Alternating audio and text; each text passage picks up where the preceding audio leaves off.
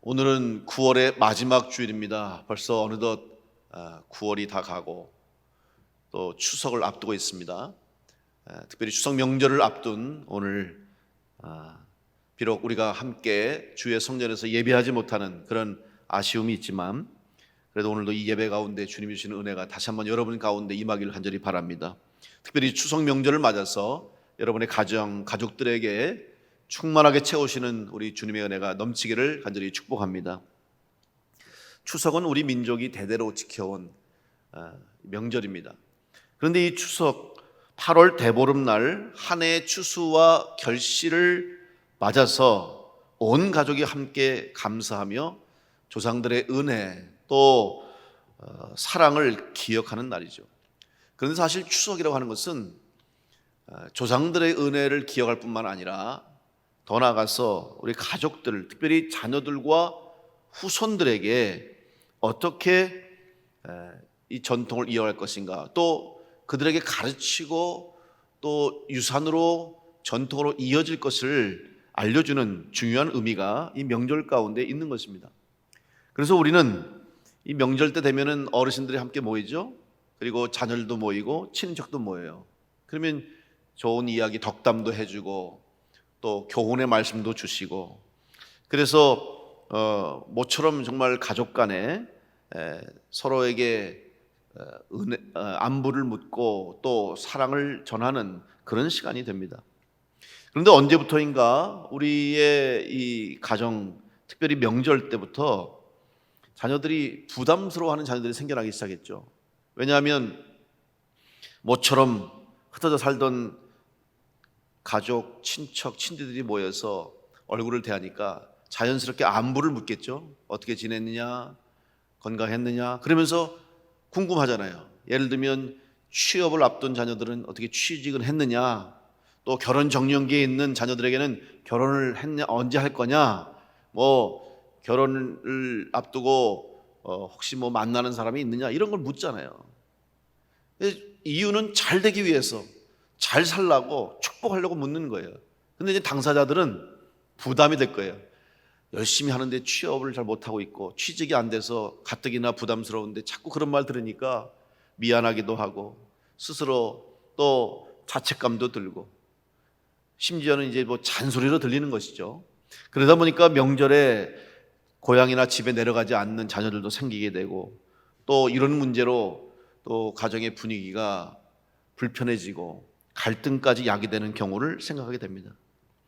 그런데 사실은 그 마음의 중심을 알면 되는 거 아닙니까? 그 마음의 중심이 뭐예요? 사랑하는 거예요. 내 자녀, 내 자식, 우리 가정, 우리 가족들이 잘 되기를 원해서 그런 마음으로 사실은 격려하고 응원하고 힘을 실어주고 싶은데 그 말 전달에 잘못되고 혹은 그 말을 받는 사람이 너무 민감하게 혹은 너무 예민하게 받아들이다 보니까 상처가 되고 상처를 주는 경우가 생기는 것입니다.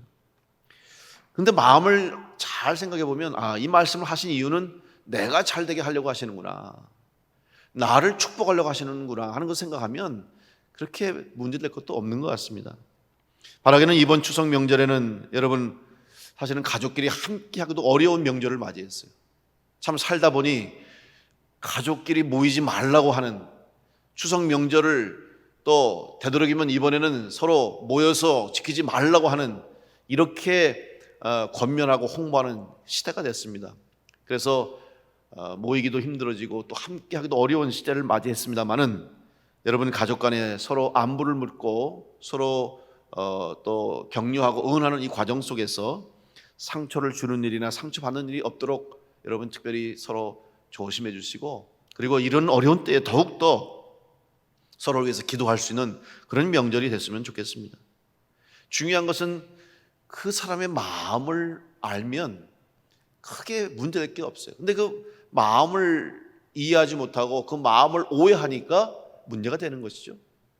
오늘 에스겔서에 기록된 이 말씀은 이스라엘 백성들이 하나님의 마음을 온전히 알지 못했기 때문에 또 하나님이 주신 그 말씀의 중심을 온전히 알지 못했기 때문에 이스라엘 백성들이 지금 하나님을 오해하는 것을 오늘 성경에서 볼 수가 있습니다. 이 배경은 이스라엘이 지금 멸망한 이후의 배경입니다. 포로로 끌려가 있는 상태죠. 예루살렘이 불타고 성전이 불탔습니다. 무너졌습니다. 이스라엘 백성들의 마음도 심령도 무너졌습니다. 많은 사람들이 포로로 잡혀갔고 또 서로 헤어지는 아픔도 겪었습니다.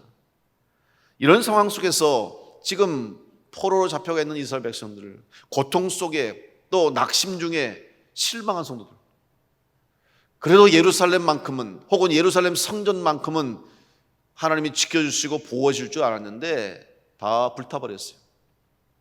무너졌어요. 충격이 컸을 겁니다. 그리고 어쩔 수 없는 이 상황 속에서 그들은 생각합니다. 하나님 정말 어떻게 이런 일을 우리에게 주십니까? 또 어떤 사람들은 각각 자기의 처한 상황에서 다른 사람보다 더 힘든 상황, 다른 사람과 비교해서 더 어려운 상황 속에 있는 사람은 하나님에 대한 원망이 생기죠. 공평하지 않으신 하나님 아닙니까? 하나님 불공평한 거 아십니까? 불공평한 거 아닙니까? 라고 질문을 하고 있는 것입니다. 이런 혼란에 빠져 있는 이스라엘 백성에게 오늘 하나님께서는 에스겔 선지자를 통해서 말씀을 주십니다. 오늘 에스겔서 18장의 말씀 보면 처음 시작이 이스라엘의 속담으로 시작합니다. 에스겔서 18장 2절 말씀에 너희가 이스라엘 땅에 관한 속담에 이르기를 아버지가 신포도를 먹었으므로 그의 아들의 이가 시다고 하면 어찌 됨이냐, 이렇게 말씀하죠. 결국 아버지의 잘못이 자녀들에게로 이어진다는 것이죠. 우리는 일반적으로 성경에서 하나님이 죄에 대한 심판과 죄에 대한 처벌에 대해서 말씀하신 것을 잘 우리는 알고 있습니다.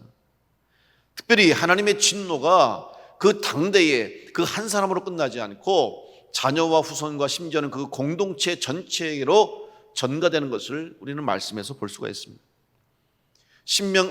십계명을 기록한 출애굽기 20장의 말씀 속에서도 그 부분을 하나님이 기록하시고 있어요. 출애굽기 20장 5절에 보면 그것들에게 절하지 말며 그것들을 섬기지 말라. 나 내 하나님 여호와는 질투하는 하나님인즉 나를 미워하는 자의 죄를 갚되 아버지로부터 아들에게로 3, 4대까지 이르게 하거니와, 이렇게 말씀하고 있죠. 결국 아버지의 죄가, 부모님들의 죄가, 전 세대들의 죄가 후대 3, 4대까지 이어진다는 거예요. 3, 4대까지 그 죄의 결과로 하나님이 심판하신다는 거예요. 이것은 신명기에도 마찬가지입니다.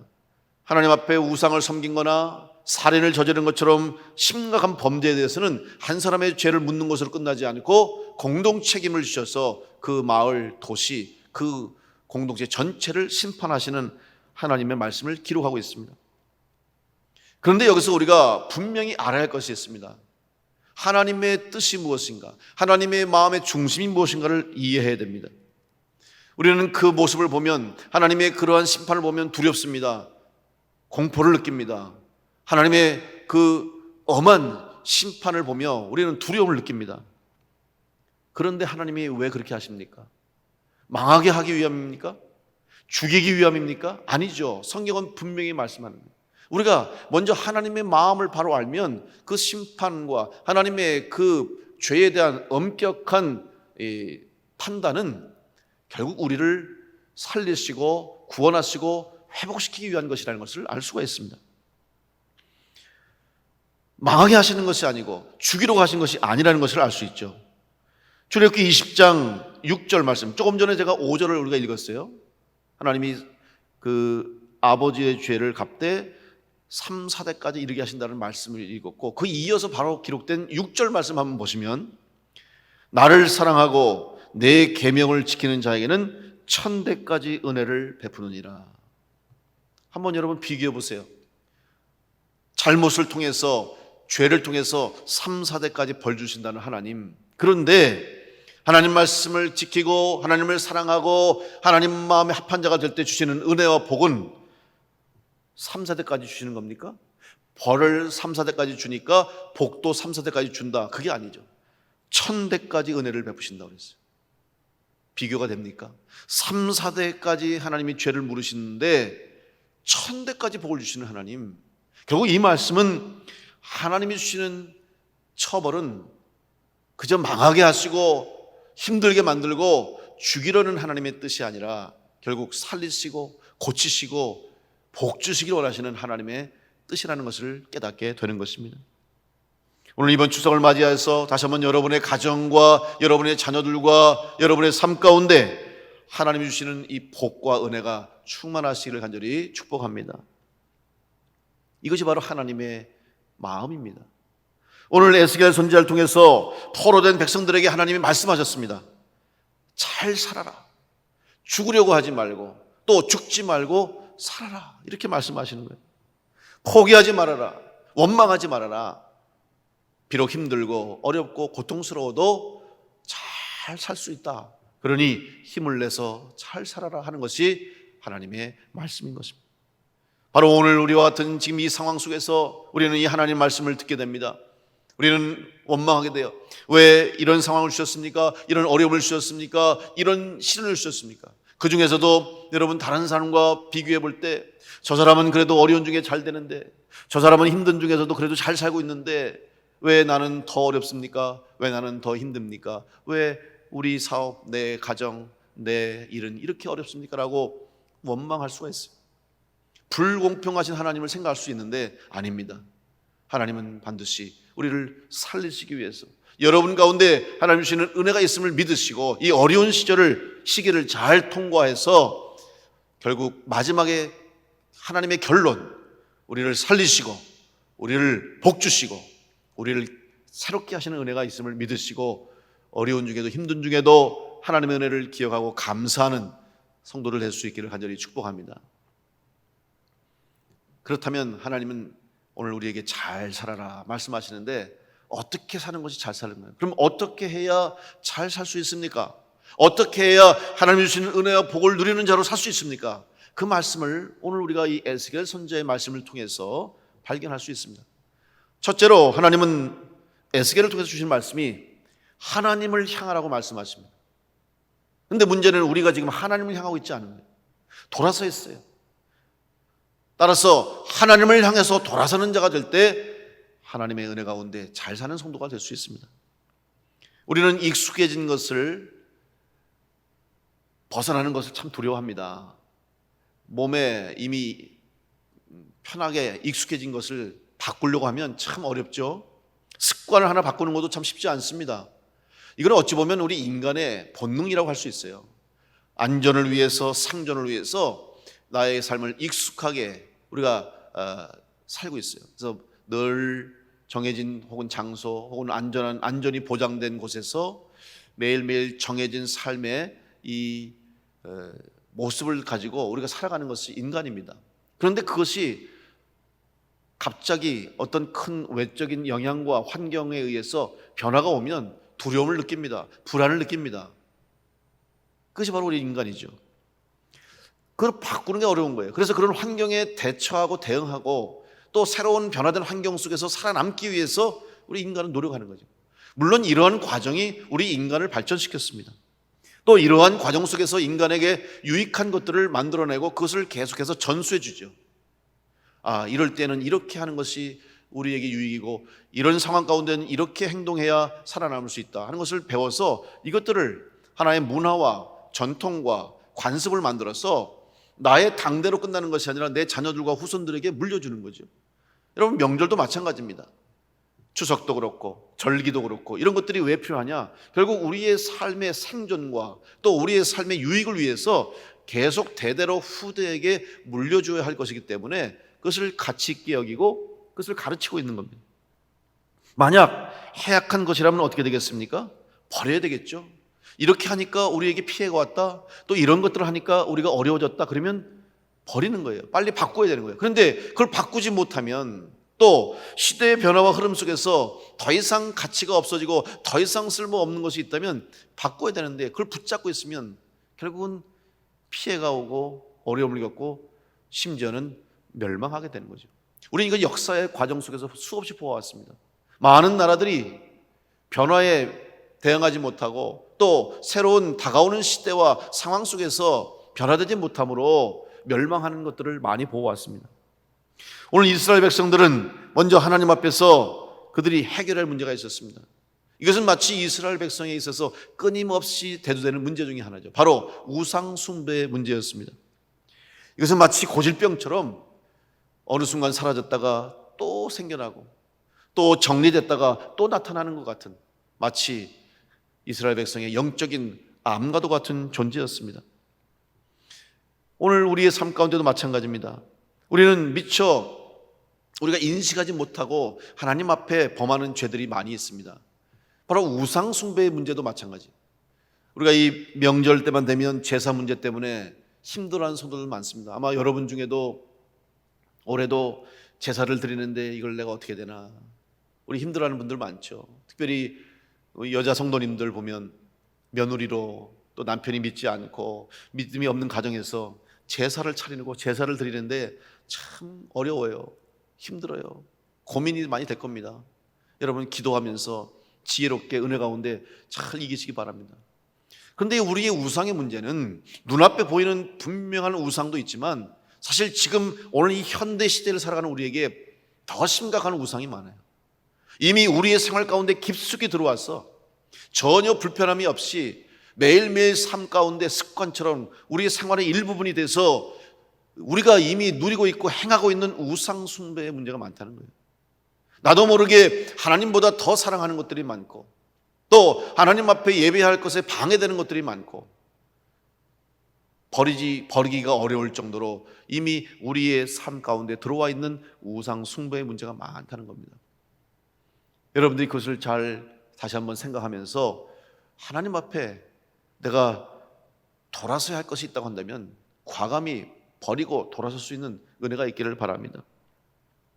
에스겔서 18장 21절의 말씀 보면 그러나 악인이 만일 그가 행한 모든 죄에서 돌이켜 떠나 내 모든 율례를 지키고 정의와 공의를 행하면 반드시 살고 죽지 아니할 것이라 말씀하셨습니다.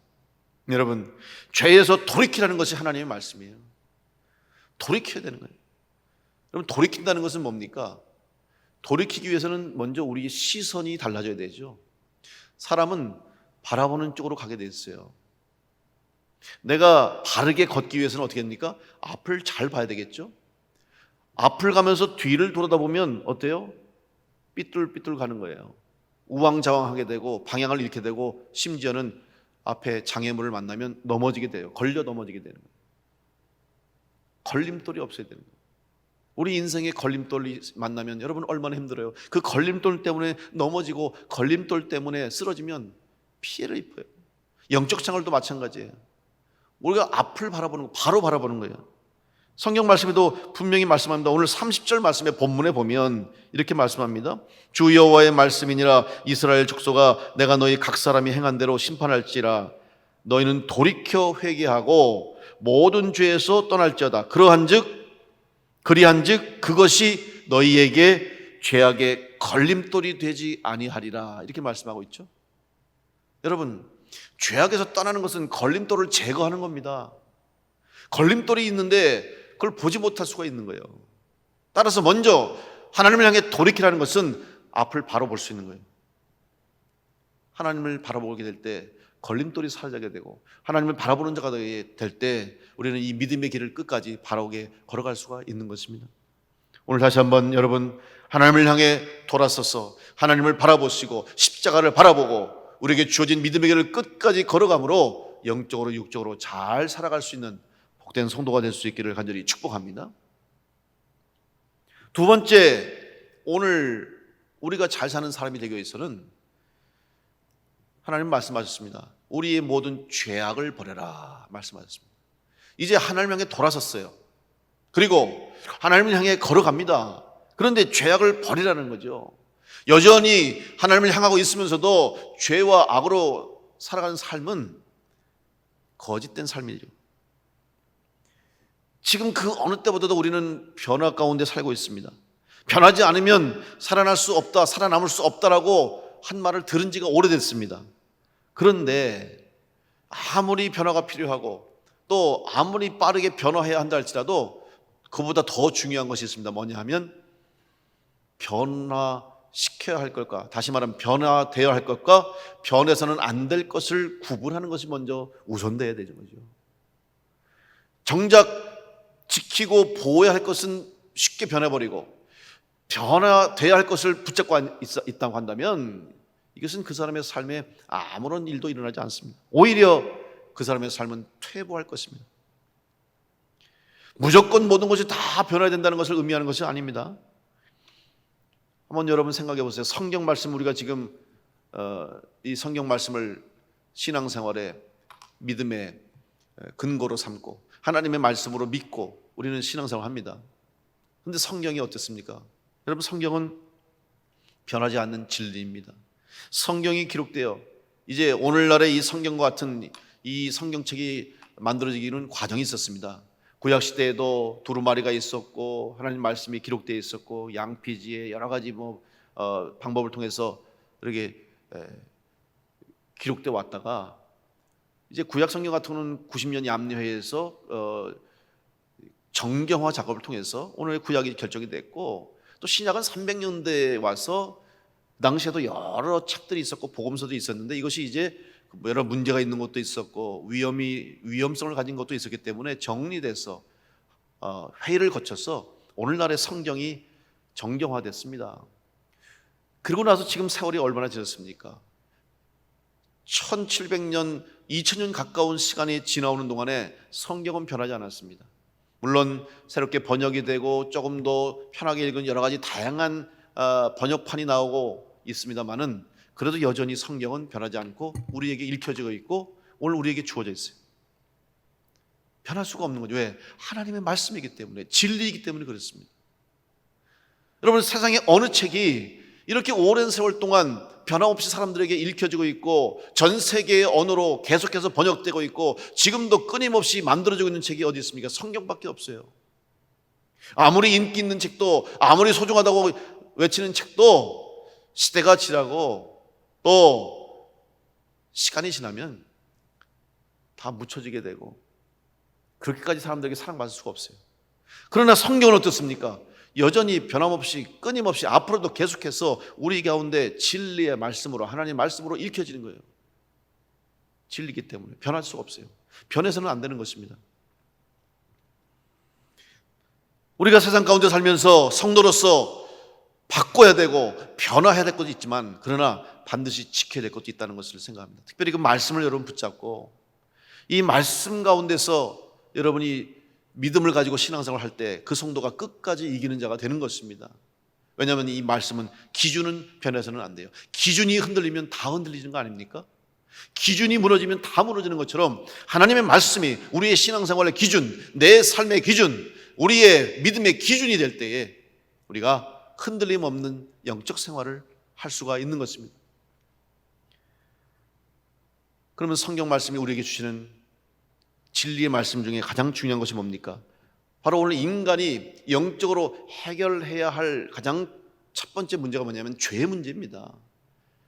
구원을 얻기 위해서, 우리가 영적으로 살아나기 위해서는 이 죄의 문제를 해결해야 되는데 그 죄를 해결할 수 있는 방법은 무엇입니까? 하나밖에 없죠.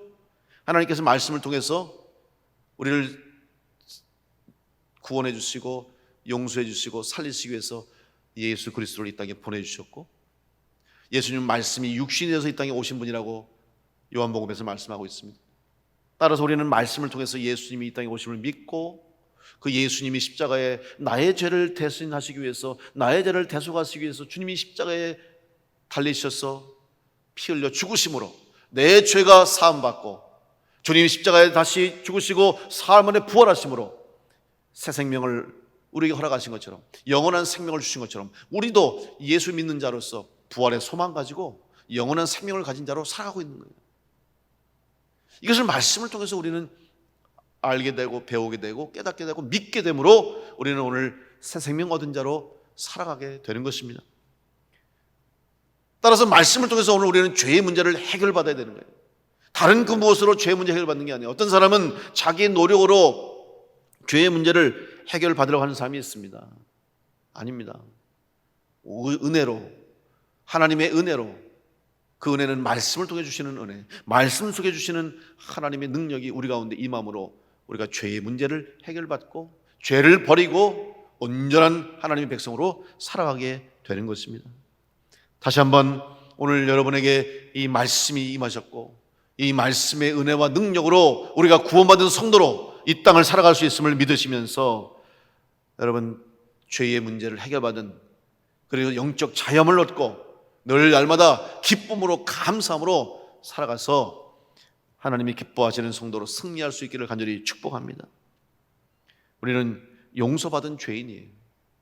은혜를 얻었기 때문에, 말씀으로 은혜를 받았기 때문에 죄인임에도 불구하고 은혜 가운데 우리는 자유함을 얻은 것입니다. 그런데 많은 성도들이 용서받았음에도 불구하고 새 생명을 얻었음에도 불구하고 그들은 끝까지 믿음으로 승리하지 못하는 성도를 보게 되죠. 왜 그럴까요? 그들은 처음에는 구원받아서 또 용서함을 받고 구원의 확신을 가지고 신앙생활을 하는데 다시 이전의 죄악의 길로 돌아서는 경우를 보게 되죠. 근데 다시 이전의 죄악의 길로 돌아서는 그 출발이 뭐냐 하면 바로 이전에 좋던 것을 생각했기 때문입니다. 우리 주변에 많은 환자들 중에 여러분 중독 환자들을 보게 되죠. 알코올 중독, 도박 중독, 심지어는 요즘 중독이 상당히 많습니다. 약물 중독을 비롯해서 우리 젊은 청년들 중에는 게임 중독, 그 다음에 요즘 핸드폰 중독이 생겼어요. 여러분 혹시 여러분이 핸드폰 한시라도 핸드폰 손에서 떨어지면 불안하시면 중독증이 온 거예요. 조심하셔야 돼요. 여러 가지 중독이 많아지는데 중독 환자들이 이 중독증을 치료받기가 어렵습니다. 재발 확률이 상당히 높아요. 심지어 어떤 사람은 도박을 하지 않으려고 도박 중독증에서 벗어나려고 자기 손목까지 잘라낸 사람도 있어요. 그런데 나중에 잘린 손목 가지고 또 도박을 한다는 거예요. 알코올 중독 때문에 모든 걸 다 망가진 사람이 이제 다시 치료받고 회복돼서 잘 살다가 한순간에 또 술을 먹고 알코올 때문에 다시 예전으로 돌아간 사람을 많이 보게 됩니다. 왜 그럴까요? 왜 이렇게 중독이 어렵습니까? 그 이유는 이전에 그 좋았던 걸 다시 기억하기 때문이에요. 그래서 중독 환자들을 치료하기 위해서 하는 여러 가지 프로그램 중에 가장 중요한 프로그램이 뭐냐면 예전의 것을 못하게 하는 것만으로는 치료가 안 된다는 거죠. 술 못 먹게 하고 노릇 못하게 한다고 해서 그 사람이 치료되는 게 아니라 못하게 하는 것보다 더 많은 부분을 새로운 것을 할 수 있도록, 이전에 했던 도박, 알코올, 술 먹는 거 그것보다 더 큰 즐거움과 더 소중한 것을 알게 함으로 그 중독을 치료하는 거예요. 여러분 오늘 우리가 하나님 앞에 온전한 믿음으로 또 우리의 죄의 문제가 사함받았음을 알고 다시 이전의 죄된 생활로 돌아가지 않기 위해서는 우리가 죄의 생활을 끊고 또 그동안의 죄악된 행실을 끊는 것도 중요하지만 더 중요한 것이 뭐냐면 이전의 것이 생각나지 말아야 되는 거예요. 근데 이건 노력으로 되는 게 아닙니다. 여러분 신앙생활은 노력으로 하는 게 아니죠. 내 의지로 하는 거 아니에요. 신앙생활을 의지와 노력과 내 능력으로 하려고 하는 사람들은 얼마 가지 못해서 다 실패하는 거예요. 절대로 우리 신앙생활은, 믿음의 생활은 의지와 노력이 아닙니다. 은혜가 있어요. 근데 그 은혜가 뭐냐면 이전의 죄와 악한 생활들이 기억나지 않는 게 은혜예요. 에스겔서 18장 22절 말씀 보면 그 범죄한 것이 하나도 기억함이 되지 아니하리니 그가 행한 공의로 살리라. 여러분 하나님께서는 오늘 우리의 죄를 기억하지 않으시는 줄로 믿습니다. 우리가 은혜를 어떻게 얻는지 아십니까? 하나님이 우리의 죄를 기억 안 하신다는 거예요. 다시 말하면 만약에 기억하시면 계속해서 우리를 죄인으로 보시는 거죠. 근데 더 이상 이전에 우리의 죄를 기억하지 않겠다. 은혜 주신 거죠. 우리의 죄를 다 잊어주신 거예요. 히브리서 10장 16절 18절 말씀에 주께서 이르시되 그날 후로는 그들과 맺을 언약이 이것이라 하시고 내 법을 그들의 마음에 두고 그들의 생각에 기록하리라 하신 후에 또 그들의 죄와 그들의 불법을 내가 다시 기억하지 아니하리라 하셨으니 이것들을 사하셨은즉 다시 죄를 위하여 제사 드릴 것이 없느니라. 먼저 하나님의 은혜가 우리 가운데 임했는데 그것은 뭐냐면 우리의 죄를 기억하지 않으신다는 은혜가 우리에게 주어진 줄로 믿습니다. 그렇기 때문에 우리가 살아가는 거예요. 만약에 우리가 그 죄를 계속 기억하면 용서한 게 아니죠. 여러분이 인간 관계 속에서 어떤 사람을 용서했다고 했는데 말은 용서했다고 하면서도 계속해서 저 사람이 잘못한 거 생각하면 용서가 아니겠죠. 그러면 우리도 마찬가지예요. 우리의 죄가 다시 기억나면 안 돼요. 이전에 내가 죄악 가운데 살았던 세상적인 쾌락, 즐거움을 자꾸 생각나면 그때부터 죄가 시작되는 거예요. 그럼 어떻게 되겠습니까? 오늘 히브리서 10장의 말씀처럼 내 법을 그들의 마음에 두고 그들의 생각에 기록하리라. 여러분, 하나님의 법이 우리의 마음속에 가득 차고 하나님의 말씀이 우리의 생각 속에 가득 차게 되면 이전에 죄악된 생활, 이전에 내가 죄 가운데 빠져 있는 것들을 생각할 수가 없어요. 성령 충만히 받으면 성령의 열매가 가득 차고 성령이 주시는 기쁨이 가득하면 이전에 내가 즐겼던 누렸던 기쁨과는 비교할 수 없어. 그런 놀라운 하나님의 은혜와 기쁨을 맛보니까 그때부터는 예전 게 생각이 안 나요. 이게 자연스러운 영적 생활의 승리 방법이죠. 한번 예를 들면 여러분은 음식을 드실 때 맛이 진하고 강한 것은 나중에 드셔야 되죠. 예를 들면 여러분 단 거를 먹을 때, 자, 과일 드세요. 과일 요즘 나오는데 단 과일 드리잖아요. 그러면 당도가 높은데 여러분 당도 높은 거를 먼저 먹으면요 나머지 게 싱겁게 느껴지죠. 예를 들어서 지금 내가 사과를 먹는데 사과가 달콤새콤한데 사과 먹기 전에 여러분 사탕을 먹어보세요. 그러면 이 사과가 싱거워지는 거예요.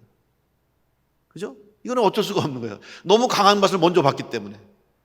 따라서 영적으로 성령 충만해서 하나님이 주시는 기쁨, 영적인 기쁨, 천국의 기쁨을 맛본 사람은 예전에 내가 느꼈던 세상에서 맛봤던 맛은 비교가 안 되는, 생각도 안 나죠.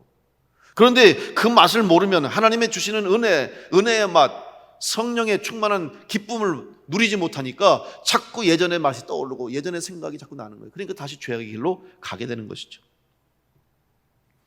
오늘 다시 한번 여러분 영적 생활함에 있어서 내가 혹시 예전의 생활로, 예전의 모습으로, 예전의 죄된 생활로 돌아가려고 한다면 여러분 심령 속에 내가 은혜가 사라졌구나, 성령 충만함이 사라졌구나 생각하시면서 다시 한번 성령의 충만함이 임할 수 있도록, 그래서 영적 기쁨과 영적인 하나님 주시는 그 참맛을 회복하여서 이전의 죄악된 길에서 돌아서고 또 모든 죄악을 버림으로 하나님 주시는 은혜 가운데 진정으로 잘 사는 성도가 될 수 있기를 간절히 축복합니다. 세 번째, 잘 사는 성도가 되는 것은 오늘 하나님이 주시는 말씀 속에 보면 새 마음과 뜻을 품으라고 말씀하고 있습니다. 어떤 사람이 잘 사는 사람입니까? 지금 잘 사는 사람 아닙니까? 아무리 이전에 잘 살았어도, 아무리 옛날에 잘 살았다 할지라도 지금 잘못 살면 그 사람은 잘 못 사는 사람이에요. 옛날에 잘 살았다고 지금 잘 산다고 말할 수가 없죠. 옛날에 건강했다고 지금 몸이 아픈데 그 사람은 건강한 사람이 아닙니다. 요즘 젊은이들이 나이 든 세대들 혹은 구세대들과 비교하는 말이 있어요. 그래서 자기들 생각할 때 저 사람은 구세대다라고 하면은 뭐라고 그러냐면 라떼 세대라고 했어요. 라떼 들어보셨어요? 라떼 세대? 라떼가 뭐냐면 커피 종류 중에 라떼가 있는데 그 라떼가 아니라 이게 이제 발음을 가지고 이렇게 말을 만들어냈는데 나 때에는 이랬어 이렇게 얘기하는 거예요. 쉽게 말하면 왕년에는 이랬어 이 말이죠. 옛날에 내가 살았을 때는 이랬어. 근데 뭐 너 지금 그거 가지고 이러냐 이렇게 벌써 잔소리를 하면 우리 젊은이들이 라떼라고 하는 거예요. 라떼. 물론 과거의 우리의 경험, 과거에 우리가 살았던 일들을 통해서 지혜와 교훈을 얻는 거 필요하죠. 그러나 과거에만 머물러 있으면 안 된다는 거죠. 지금 현재는 그렇게 못 살면서 지금 현재는 많은 문제를 안고 있으면서도 옛날에는 이랬다, 옛날에는 좋았다, 옛날에는 잘 살았다 얘기하면 의미가 없다라는 거죠. 요즘 젊은 세대는 라떼를 이야기하기보다는 지금을 이야기하기를 원한다는 것입니다. 우리가 지금 하나님의 은혜로 살고 지금 하나님의 복을 받고 지금 하나님이 기뻐하시는 성도가 되기 위해서는 지금 현재가 중요하다는 사실. 그러기 위해서는 지금 주시는 새 은혜, 오늘 주시는 새로운 하나님의 복, 오늘 나에게 주시는 하나님의 임재하심이 오늘도 나에게 임할 때 그 사람이 정말 영적으로 하나님 앞에 잘 사는 성도가 되는 것입니다. 그래서 오늘 에스겔 선지자를 통해서 하나님은 새 마음과 새 뜻을 품고 살아가라고 말씀하고 있습니다. 오늘 하나님의 은혜가 또 예수 그리스도의 사랑이, 성령의 충만함이 오늘 여러분 삶 가운데 임하여서 오늘도 새롭게 주시고 또 오늘도 새롭게 임하시는 하나님의 그 마음을 품고 살아가는 성도가 되셔서 잘 살아갈 수 있는 성도가 될 수 있기를 간절히 축복합니다. 오늘 32절의 말씀 보면 주 여호와의 말씀이니라 죽을 자가 죽는 것도 내가 기뻐하지 아니하노니 너희는 스스로 돌이키고 살지니라. 여러분 하나님의 마음을 다시 한번 바르게 아시기를 바랍니다. 하나님은 우리가 잘 살기를 원하시고 여러분이 잘 되기를 원하시고 여러분에게 복 주시기를 원하십니다. 비록 그 사람이 죄로 잘못해서 심판을 받고 벌을 받는다 할지라도 하나님 기뻐하지 않으시는 거예요.